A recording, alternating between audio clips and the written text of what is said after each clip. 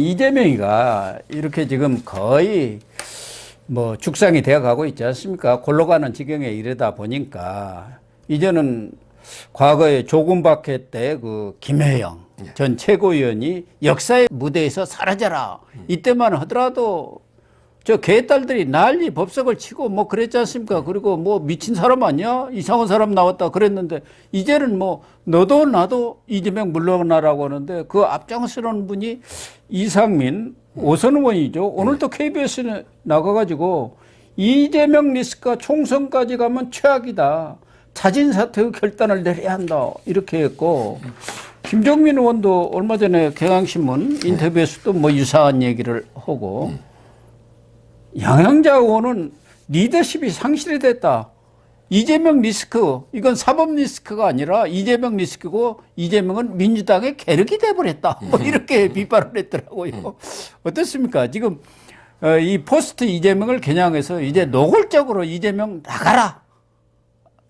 최소한도 뭐 당을 떠나기 싫으면 당 대표직이라도 물러나라. 이게 이제 목소리가 자연스럽게 나오고 있지 않습니까? 그러니까 지금 이제 그 이재명이가 당내에서는 이제 그 외부든 당내에서도요 상당히 그 비판의 십자포화를 맞고 있죠. 지금 상당히 그 비판을 많이 받고 있어요. 물론 이제 그러다 보니까 이게 이재명이도요 자꾸 이게 그 자기 대변인들을 많이 영입을 하더라고. 아 그래요? 자기가 일단 이게 완전히 제가 보기에 거의 뭐 내전 상태. 내전이죠. 지금 여기 그 패널들도요. 그래요. 거의 뭐 내전 상태인데 비판하는 사람부터 먼저 보면 비판하는 사람은 이제 그 아까 조금 전에 소개했던 우리 조금 박해할 때 김혜영 전 의원이나 뭐 이런 분들이 있지만 저는 이제 그 박영선 있잖아요. 예. 박영선은 이제 그 이재명이는 거의 뭐 고양이 탈을 쓴 호랑이다. 이러면서 이 공천권을 내려놔라. 이게 크거든요. 예, 공천권을 내려놓아라. 예. 이게 그 큰 비판입니다. 네. 더군다나 박영선이는 그래도 서울시장 몇 번 놓던 중진이잖아. 예. 박영선. 원래는 이게 박원수가 있었으면 남매거든. 예. 고향이 똑같아. 창녕인가 그래. 네, 그렇습니다. 경남. 예. 창녕. 이 박영선의 비판도 저는 있고요. 그 다음에 뭐 양양자. 예. 특히 저는 서른 있잖아 또. 예. 서로는 뭐 서른은 또 진작부터 뭐 중진 중에 중진이잖아. 예. 서른은 아예 이낙연 대리를 만나러 간다는데 뭐냐면 이게 서른이 가면은 누가 당을 맡아도 다 잘할 수 있다. 비대위로 가자 그거 아닙니까? 그러니까. 지금 비대위 얘기까지 하더라고요. 그러니까 이제 결국 중진 중에 박영선, 서른, 뭐 이상민이 이게 워낙 쓴소리 잘하시는 분이니까 예. 이런 분들 그다음에 아까 양양자 뭐부터 쭉 이게 비판의 목소리도 많이 나오고요. 그다음에 오늘 좀 실망스러운 거는 또 이게 옹호하는 목소리도 있어요. 오늘 이게 고민정이 있잖아. 야, 특이하네. 고민정이는 이게 이재명 말고 뭐 대안이 있냐. 이재명이는 이게 그래도 보수 진보떠나 실사구시하는 사람이니까 이재명이 이게 지켜야 된다. 이렇게 고민정이가 이재명 편들고 나왔어요. 아니, 친문으로 이렇게 최고위원 당선되더니 친문이 밀어갖고 된 거 아닙니까? 그런데 그냥 싹 친명으로 가갖고 제일 앞장서 버리네요. 그러니까요. 지금 이게 그다음에 또 하나 영입했죠. 이재명이가 또 하나 이게 대변인 하나 이번에 영입했잖아. 박지원이라고 아주 네. 큰 썩은 동아줄을 잡았습니다. 조금 전에 복당이 됐어요. 예, 복당 오전에. 그래서 오전에 복당이 최종 결의된 것 같아요. 박지원이. 예. 이자가 근데 지금 최근에 이재명이가 야 우리나라 이게 우리 당의 대변인들이 왜 이래? 상당히 불만을 표했대 사석에서. 그랬다고 그러네요. 대응을 너무 못하고 있다. 뭐 김월금이 같은 애가 대변하니까 대응할 수가 없지. 예. 그러니까 이제 박지원이가 들어오면 내를 이렇게 많이 방해해주지 않냐. 예. 이래가지고 이재명이가 적극 주장해가지고 박지원이 영입하니까 이 반대했던 게 정청래거든요. 예. 정청래. 근데 박지원가 어제 정청래한테 전화까지 했는데 반대했는데 근데 역시 대세가 이재명이가 주장하니까 예. 박지원이 거기에 영입됐고요. 제가 아까 이 방송 시작하기 전에 욕을 이게 카메라가 켜진 줄 모르고 혼자만 여기 욕을 한마디 박지원에 대해서 했더니 이게 아까 댓글이 좀 올라왔던데 아니 박지원을 이렇게 불구속 기소한다고 하길래 제가 여기 의의가 없어서 그러니까요. 아니 박지원을 이렇게 구속 기소를 해야지 왜 불구속 기소하느냐 말이지. 그러니까 이게 박지원 입장에서도 방탄 정당이 필요하니까 민주당이 들어오고, 그 다음에 수사받고 나서도 이게 바로 라디오 나가 졸졸졸 떠드니까 이재명이도 이게 필요하잖아. 그래서 이게 그 서로 이게 뜻이 맞아가지고 박지원이하고 이게 이재명이가 지금 손잡고 들어온 이런 데 상황이니까. 그래서 민주당 내에서 지금 이게 친 이재명과 반 이재명이 지금 이게 피 터지게 싸우고 있는 이런 데 상황이죠. 그 박지원이는 지금 피의자 신분이고 검찰에 조사까지 받고 나왔는데 KBS다 이런 데서는 그 사람 데려다가 30분 뭐 이렇게 오랫동안 얘기하면은 객관적인 이런 패널을 데려다가 그 문제에 대해서 박지원 문제에 대해서 물어본다든가 이런 거 괜찮지만 피의자 데려다가 그 사람 선전장 만들어준다는 게 이게 말이 됩니까? 그러니까 결국은 근데 이거 서욱 장관은 60개 삭제가 구속이 됐었잖아. 예. 물론 내 적부심에 나왔지만, 근데 박지원이도 46개 삭제를 한 게 맞고요. 근데 그 박지원이가 자기에게 삭제를 지시한 적이 없고 뭐 삭제되는 걸 이제 처음 알았대. 이번 조사받으면 처음 알았대. 그러면서 자기는 뭐 보안을 유죄라. 그게 말이 됩니까? 보안을 유죄하는데 왜 삭제를 합니까? 국정원이 그런 조직 아니잖아요. 말도 안 되는 게 그 변명으로 이게 일관하고 있는데 아마 이게 검찰에서는 이제 두 가지를 본 것 같아요. 뭐냐면 이게 그 서욱이도 적부심에 나왔잖아. 그러니까 서욱도 이게 불구속 기소하거든요.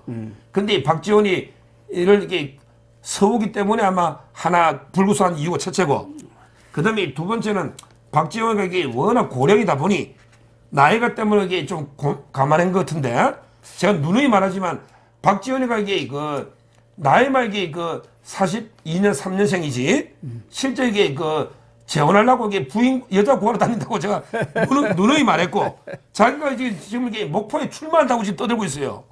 출마한다고. 지금 아니 출마할 수 있는 건강이 있는데 왜 교도소는 못 갑니까? 이번에는 고향인 해남 진도로 간다고 하는 것 같대요. 목포에는 또 자리 잡은 사람들이 있으니까. 김원인가 뭐 있죠, 목포에 누가. 그러니까 근데 저는 지금 이게 자꾸 불구속을 만지작 하는 것 같은데, 지금이라도 이게 그 이원석 총장 한번 고민해 보세요. 번역에 영장을 청구 안 하는 게 맞는지. 저는 지금이라도 이게 검찰이 뭐 불구속적 고민을 많이 하고 있는 것 같은데 빨리 이게 영장을 청구해야 된다 이렇게 봅니다. 그런데 저는 박지원이가 검찰한테 가서 무릎을 탁 꿇은 것 아닌가 하는 생각이 들어요. 검찰 수사받고 나와서 태도가 확 바뀌었잖아요. 서훈한테 똥볼 탁 던져버리고 뭐 자기는 그 삭제 기능이 있는지도 처음 알았다는 거 아닙니까? 그러니까 롯데호텔에 36층에 가서 조성은이 불러서 뭐 이거 하다 보니까 쏙닥거리다 보니까 그런 것은 잘 몰랐는지 모르지만 검찰한테 가서 검찰이 필요한 얘기 다 하고 나는 좀 빼줘 그런 거 아닌가 하는 생각이 들어요. 검찰도 그러면은 뭐 어떻게 합니까? 그거는 맞아요. 제가 근데 그것도 좀 확인 취재를 해봤어요, 검찰에. 예. 그랬더니 이제 박지원이가 46개 삭제한 거는 맞는데 검찰 이야기는 이 사건의 본질은 월북몰이라는 거죠. 월북몰이죠. 월북몰이. 근데 박지원이가 가서 뭐라 했냐면 월북몰인데 자기는 그 첩보를 갖다가 객관적으로 있는 대로 보고하면서 오히려 월북의 정황이 없다. 이렇게 보고했다는 거야. 그러니까요. 근데 문재인이나 서훈이가 월북몰이 했다는 거지. 그렇게 얘기해가지고 문재인을 배신한 거죠. 문재인한테 문재인하고 떠넘긴 서훈을 다 거예요. 떠넘기고. 예. 자기는 월북이 아니라는 쪽으로 이렇게 보고했다는 거예요. 그 빚 얘기도 그 빚 같은 거 얘기하는 것은 그 사생활이고 그 과도한 거라고 자기는 그렇게 말렸다는 거 아닙니까? 그러니까 자기는 좋은 얘기만 하고 다 이렇게 했다는 걸로 검찰 수사받고 나와서는 이렇게 면피를 탁 해버리잖아요. 그리고 나머지는 서훈과 문재인한테 다 떠넘겼어요. 그래서 제가 여기 요즘 방송에서 주장하는 게, 야, 문재인이하고 박지원이를 대질신문해라. 왜냐하면 문재인이는 뭘 했냐면 그때 떠들었잖아요. 예. 문재인은 모든 첩보를 종합해서 그러니까. 내가 월북이라고 판단했다. 이게 문재인이 주장이에요. 예. 근데 박지원이는 나는 월북이 아니라고 보고했다. 말이 180도 틀리잖아요. 그러니까 대질신문. 그러니까 박지원이하고 문재인을 딱 불러놓고 야, 이게 어떻게 된 거냐? 이렇게 대질해라고 제가 방송에서 계속 주장하는데 뭐 검찰이 그 정도까지 지금 부담은 되겠지. 근데 이제 희망적인 건 있어요. 검찰도 그 문재인을 이번에 완전히 무혐의 종결 아닙니다. 예. 결국 이제 우리 이재명 잡을 때도 한 열 몇 개 지금 제가 되잖아요. 예. 근데 문재인도 하나만 가지고 소환 기소는 못하죠. 결국 이제 이것도 하나로 조사해가 쌓아놨다가 요 전에 이제 그 우리 북한 강제부속시킨가 하고 지금 이게 가장 타이트하게 수사하는 게 타이이스타입니다. 저번 주에 우리 방송했잖아요. 타이이스타의 서창호 있잖아. 요거 조사하고 그다음에 오늘 지금 할 블랙리스트는 이제 완전 문제 특미까지 왔죠. 블랙리스트. 그다음에 그 탈원전 이런 식으로 이게 송철호까지 완전히 문재인도 한 10개 정도 묶어서 한꺼번에 기소 수사할 가능성이 있기 때문에 저는 이제 문재인도 면죄부를 받는 건 아니다 이런 봅니다. 아무튼 지금 포스트 이재명을 놓고 민주당 내부에서는 내전이라 다름없는 그런 상황으로 들어가 있는데 그 양양자 의원이 지난번 복당을 신청했다가 자기는 이제 그걸 거둬들였는데 그때 또 김의겸이가 또 사고를 쳤잖아요. 마치 복당을 뭐 이렇게 심의해가지고 뭐 이렇게 거부한 것처럼 얘기하니까 양양자 의원이 이재명을 아주 직격을 했잖아요.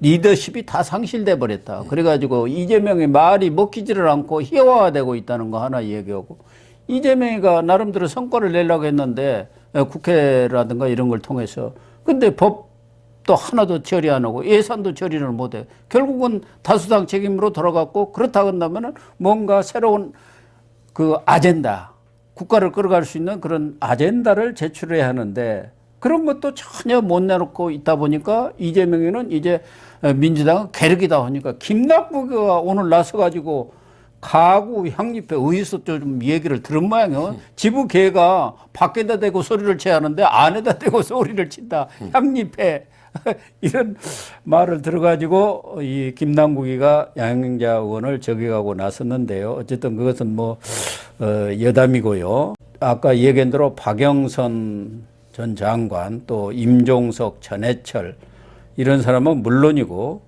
이 김경수가 이번 성탄절 사면에 포함될지 어쩔지는 이제 곧 내일 모레 결정이 나겠습니다만은 아무리 늦어도 이제 5월에는 나오지 않습니까? 만기가 돼갖고 만기 출소하니까 결국 김경수가 나오게 되면은 이 민주당의 내전 상황이랄까 이런 것이 더 활활 타오를 가능성이 높지 않습니까? 지금 다 여러 사람들이 호시탐탐 노리고 있단 말이에요. 지금 이게 그 제가 이제 그 그저께 민주당 패널 그 변호사하고요. 네. 2명 전역을 하는데 이게 딱 한번 묻더라고. 자기도 이게 이재명이 실제 민주당 패널인데.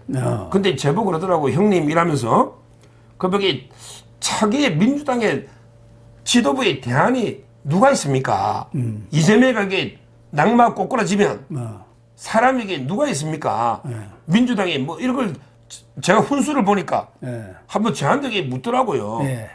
그래서 제가 이게 고민해 보니 참 이게 민주당에 저는 사람이 없다. 한 명도 없다. 이러면서 이게 대표적으로 제가 이게 박용진이나 강훈식 같은 아들 있잖아요. 이런 자들이 문제예요. 이번에 이재명이가 당대표 놓았을 때 누구하고 경선했습니까?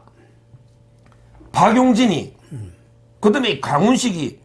근데 이 자들이 지금 아무 말도 안 하고 침묵하고 눈치 보고 딱 머리 쳐박고 이게 눈알만 돌리면서 어떻게 돌아가는가? 그러니까. 이러니까 이게 뭐가 되느냐 말이에요. 박주민이 같은 아들. 예. 아니, 이럴 때 이게 이재명 물러나. 이럴 때 박용진가 치고 나오면 되잖아. 그러니까. 그러니까 이게 박용진 같은 아가 제일 내가 방송 제가 오래 했거든, MBN에서. 같이 이 사람이 정의당부터 제일 내가 보니까 한심하고 무식한 놈이 박용진이더라. 뭐 이렇게 제가 둘이 비판하면서 야 그러면 사람이 있냐 이랬더니 끝까지 그래도 뭐 한두 명 찍어달라고 사람 같은 사람 없느냐고 하길래 제가 그래도 이게 그나마 좀 되는 사람이 2명이 있다. 거기 정세균하고 김부겸이다. 이낙연은 아니더라. 이낙연은 여기 기자 같이 했던 분이 다 욕하더라고요.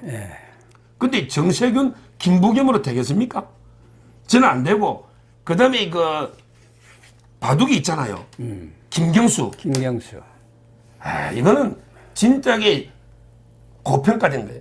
이 바둑이는 문재인이 가방만 들고 쫄쫄 쫓아다니지 문재인이 그 뒷쫓아 바둑이처럼 쫄쫄 쫓아다니지 한 게 뭐 있어요.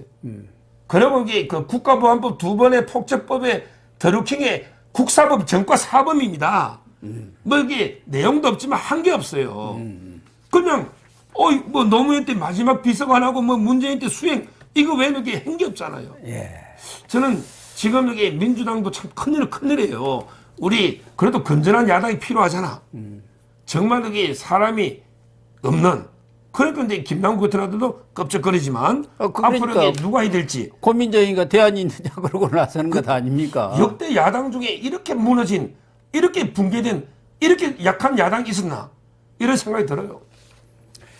그러나 뭐 이상민 의원이라든가 서른 의원 이런 사람들은 지금 시스템도 잘 갖춰져 있고 어떤 사람 갖다 놔도 얼마든지 당대표 한다. 늘 그러잖아요. 조직이라는 게 그 사람 없어지면 대안이 없다 하는데 다른 사람이 하면 더 잘해요. 예. 옛날에 이거 어린 여자 한 명 갖다 놨잖아요. 박지연인가? 예. 근데 어떻게 됐어요? 그건 뭐 그냥 들러리로 갖다 놓은 거고 실질적으로는 뭐 힘이 없었으니까요. 비대위로 가면은 김부겸이라든가 정세균 이런 사람들도 비대위원장을 할 수가 있는 것이죠. 그러나 이제 총선에 가면은 새로운 얼굴로 뭐 선대위원장을 바꾼다든가 뭐 그렇게 하지 않겠습니까? 어쨌든 이재명이가 거의 퇴출 직전까지 몰려가니까 앞으로 민주당의 내전 상황이 점점 불이 활활 타오를 것 같습니다. 그렇습니다.